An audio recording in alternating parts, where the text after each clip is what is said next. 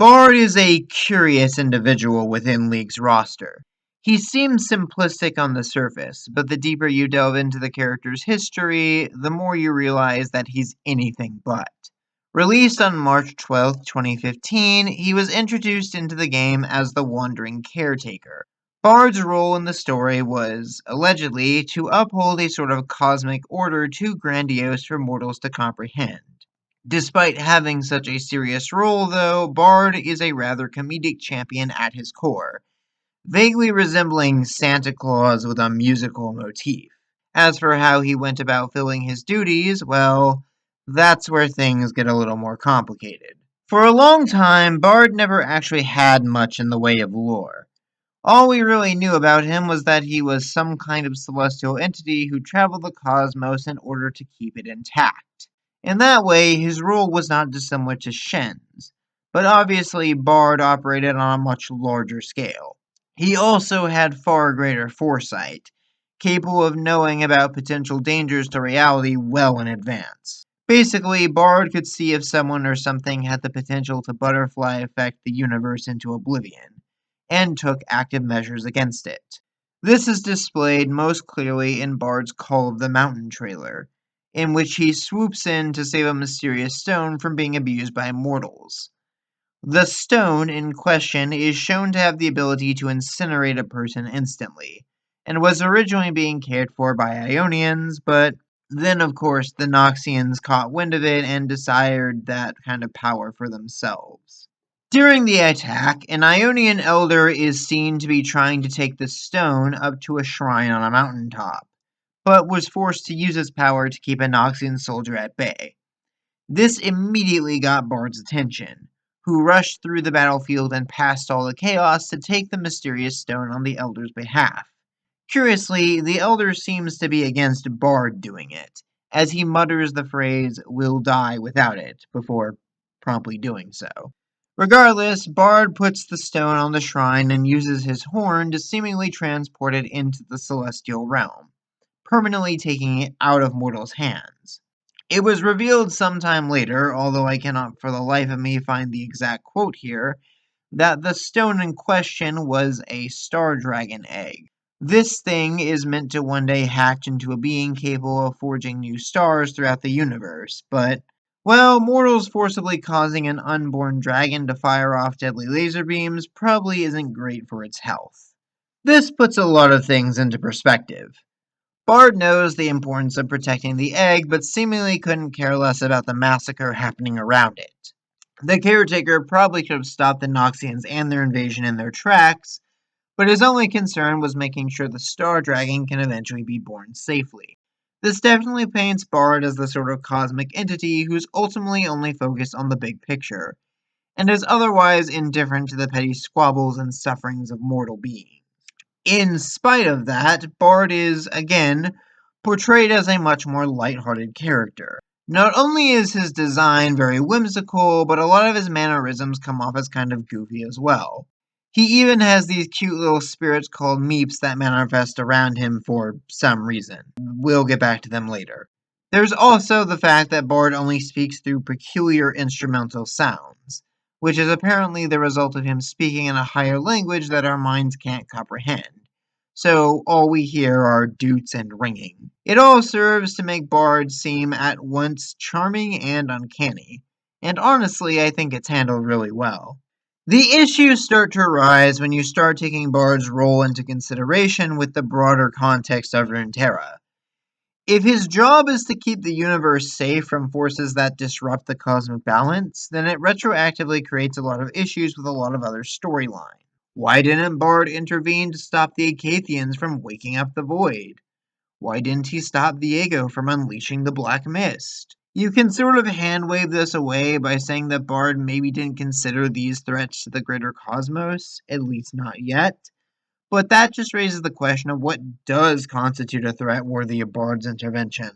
The fact that he's literally never even appeared in any other champion storylines doesn't exactly help either. Like, Runeterra is constantly dealing with at least half a dozen potential apocalypses at any given moment. Yet the fact that Bard doesn't see fit to intervene in any of them makes you question what his purpose in the narrative even is. Of course, the answer becomes obvious when you realize that having him intervene too often would arguably be even worse. A seemingly omniscient cosmic being who can swoop in and solve problems with magic few characters can even hope to rival. Yeah, if used incorrectly, Bard kind of becomes a living deus ex machina on par with the Summoners. You know, the whole reason Riot rebooted their universe in the first place. So, what was to be done?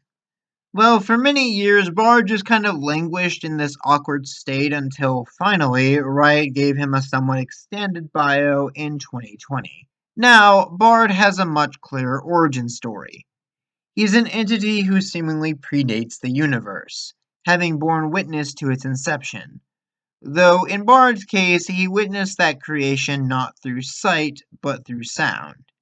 His meeps are now also better defined as, and I quote, semitonal incomplete motes of energy. Basically, they're living fragments of the birth of existence. Or at least that's how I understand it.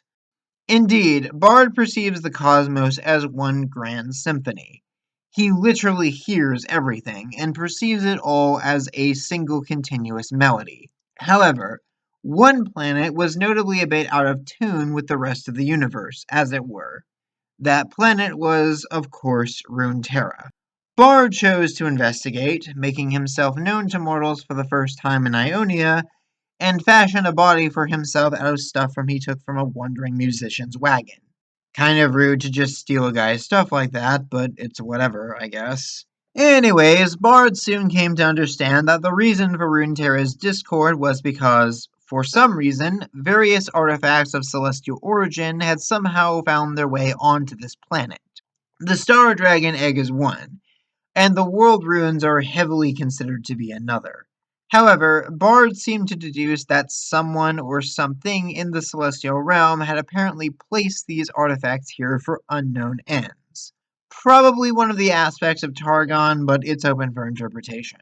Anyways, Bard made it his mission to track down these celestial objects and return them somewhere they could do no further harm, even if it means putting himself at odds with whatever cosmic entity placed them here in the first place. Okay, so now Bard is actively roaming around Runeterra, and he's specifically trying to gather objects of celestial origin. This, I think, is a significant improvement. While Bard is still, unfortunately, largely neglected as a character, the direction of his new bio offers a lot of potential for his story to continue without him necessarily needing to be a deus ex machina in other champion storylines. There sadly hasn't been a whole lot of exploration regarding this idea of celestial relics scattered around Runeterra, but it's an interesting hook if nothing else. However, there is still one unusual aspect to all of this that must be addressed. The chimes. See, Bard's gameplay in League revolves around roaming the map and gathering these strange golden chimes. The more chimes he collects, the more he gains buffs to various stats. All of this is in service to Bard's identity as a roaming support, aka a support who wasn't meant to be glued to the bot lane and the ADC all game. What these chimes were actually supposed to be from a narrative standpoint, however, was never really addressed. That is, not until Bard got a short story called Testimony of the Balladeer. The story is a little confusing since the balladeer in question is presented as a potentially unreliable narrator. Regardless, he claims that the chimes are forged of a metal that comprises existence itself. Kind of. The simplest explanation I can give is this. When a void portal opens, it literally shatters reality, but leaves behind fragments in doing so. These fragments of the universe manifest as chimes.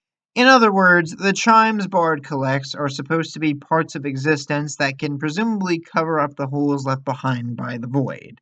That is, of course, probably a very simplified explanation for a lot of metaphysical nonsense beyond human comprehension, but the gist of it is simple. Bard collects chimes to fight the void. Maybe. Yet again, the entire story is potentially BS that the Balladeer is using to scam a Demacian traveler, so take it with a grain of salt. On that note, we do also have to briefly address the Legends of Runeterra incarnation of the character. Bard's story in LOR is largely told in parts by an individual called Old Gaff. who tells his tale in parts across the card description of Bard and his followers. Old Gaff recounts an encounter not just with the caretaker himself, but several curious entities like him.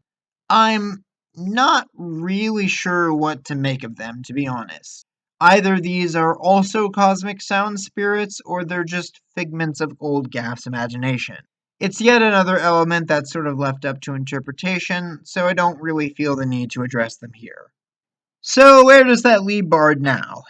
Well, the caretaker himself is sort of like a living legend within the world of League of Legends. He's a mythical being to the people of Runeterra, wandering around on a mission only he truly understands. I just think it's a bit of a waste that this still doesn't make him a more active or relevant character in the world at large, especially because there's a lot of fun potential interactions between him and other champions. But what do you all think? Do you wish we got to see more of Bard, or should he remain in the background? Furthermore, what do you think of Riot's new direction for the character? Leave your thoughts and comments down below, and until next time, stay bright.